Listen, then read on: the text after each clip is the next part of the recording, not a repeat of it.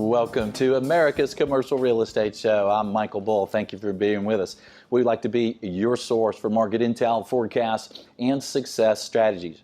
This segment is brought to you by my company, Bull Realty. For custom asset and occupancy solutions, reach out to me personally or check us out at bullrealty.com.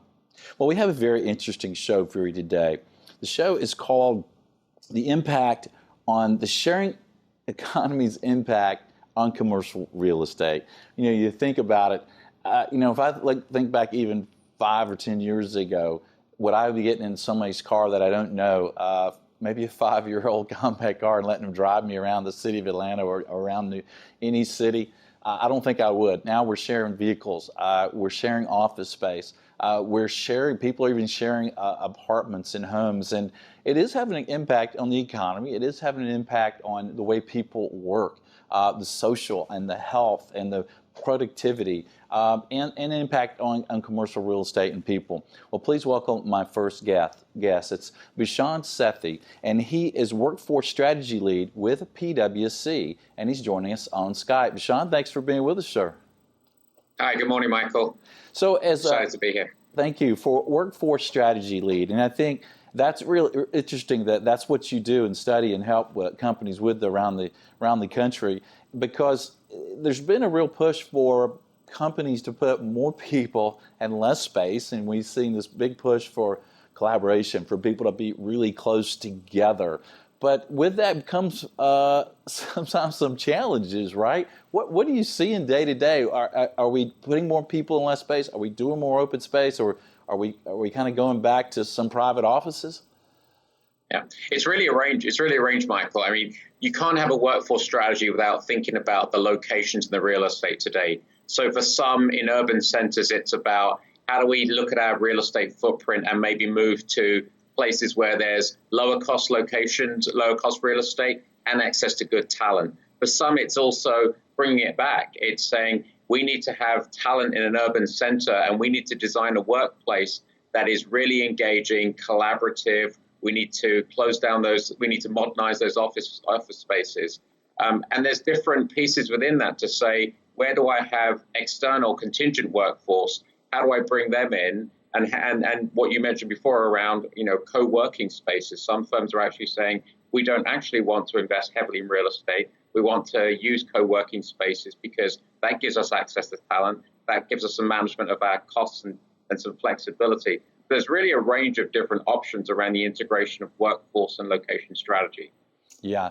And one of those strategies is in co-working spaces, right, where maybe your company has people working in offices, co-working setup situation where they're around people who don't work for your company. What are some concerns regarding that? Yeah, so when it's people who are contingent workforce, so they could be contractors, they could be service providers that are sitting next to you who are actually working for your organization, there's the need to integrate them into the organization.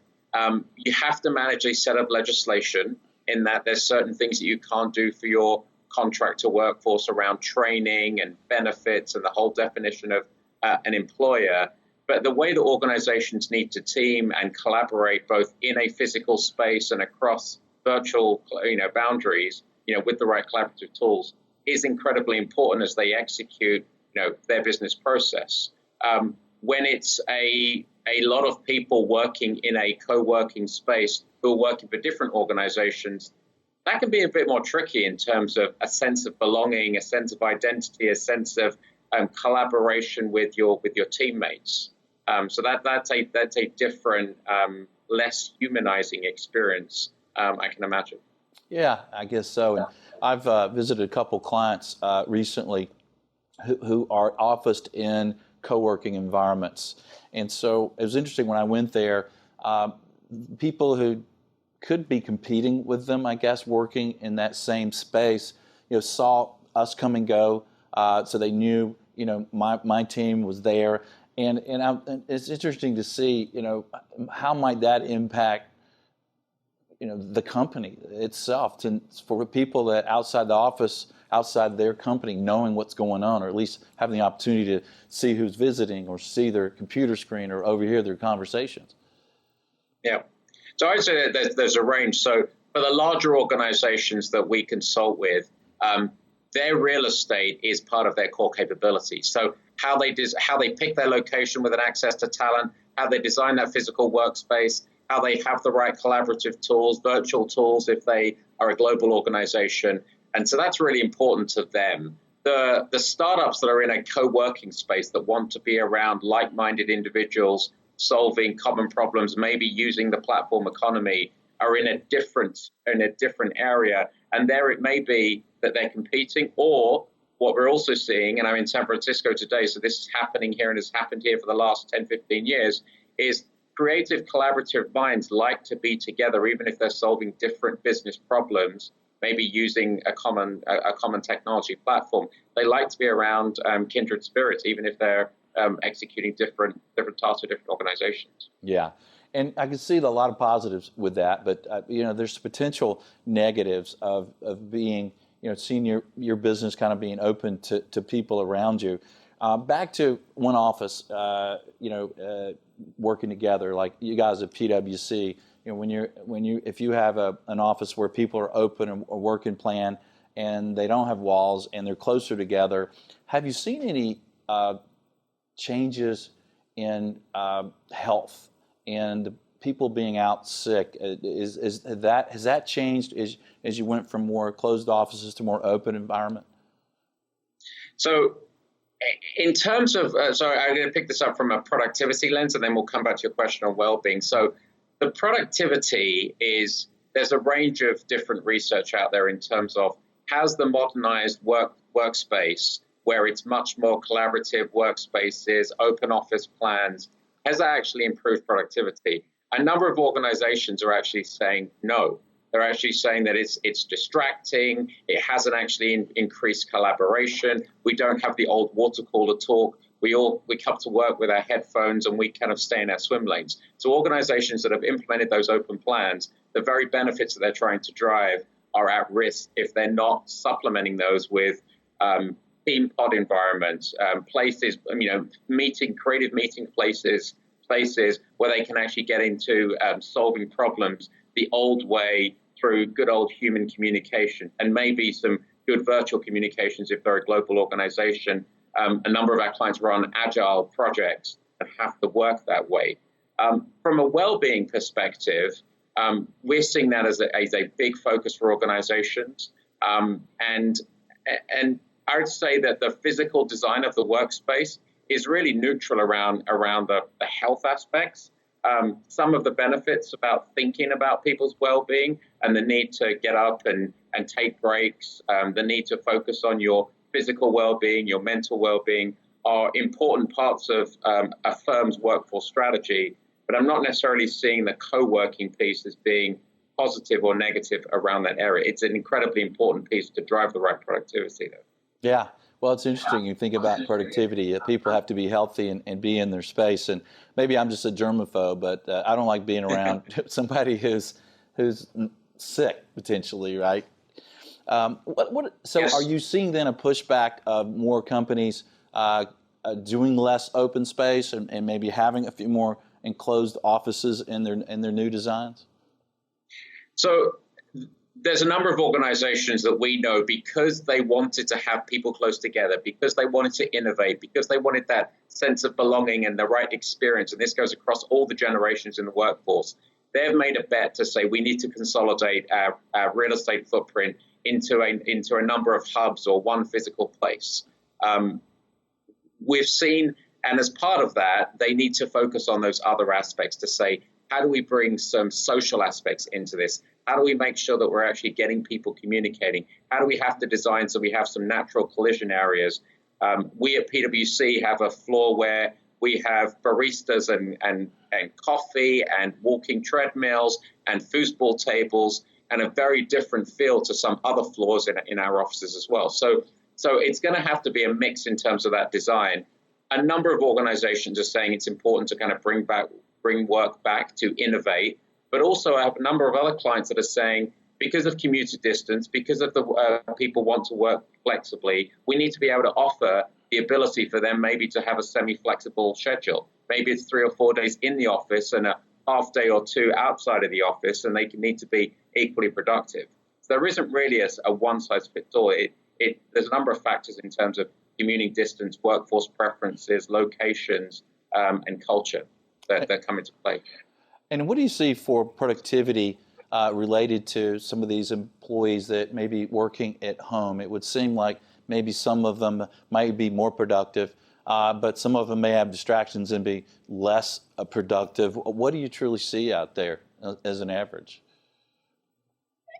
And again, there's no hard and fast rule. There's a lot of literature around there to say working from home can become quite lonely, and that's why we see kind of, and again, back to well-being. People want to be in a space around others. There may be reasons at times during their working schedule where they do want some flexibility because of personal situations or outside work commitments.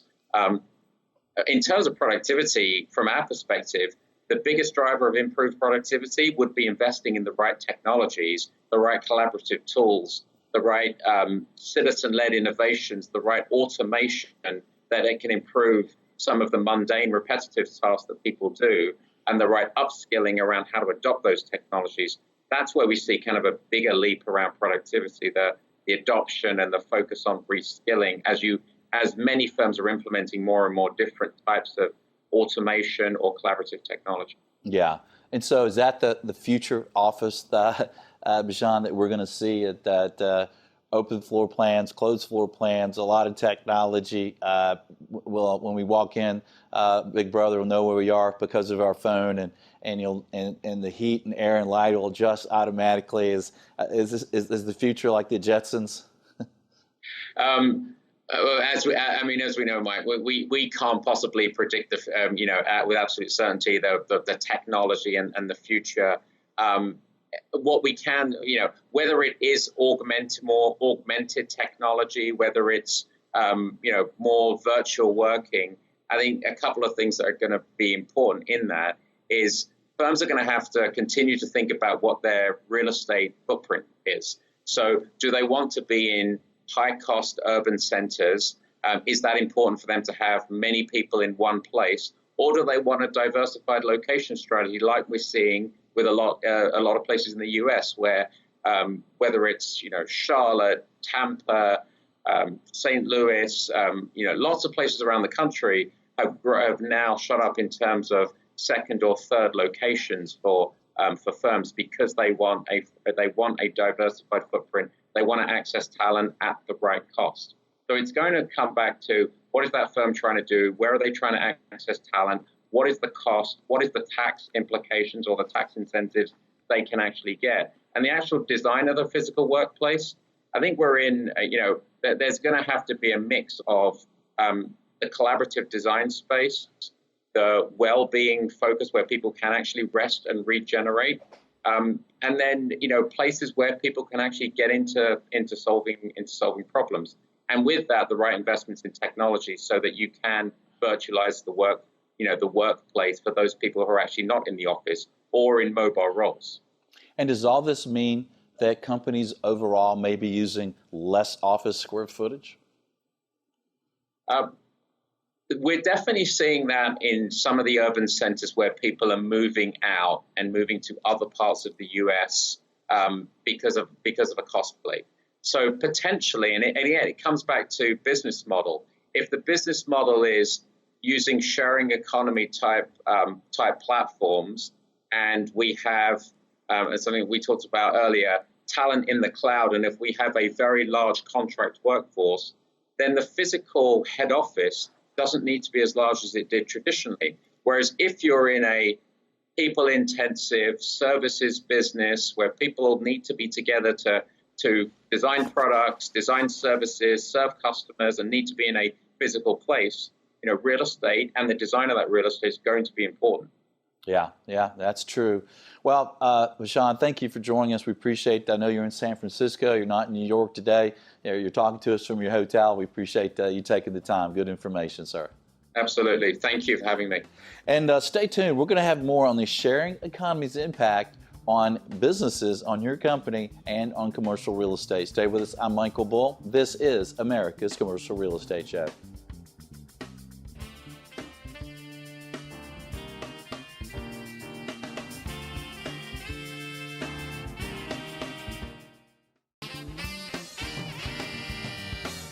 America's Commercial Real Estate Show is brought to you by Bull Realty.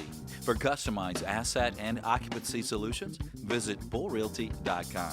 Commercial Agent Success Strategies. Incredible training for commercial agents. Visit commercialagentsuccess.com. Red IQ, turning multifamily data into actionable intelligence. Visit rediq.com.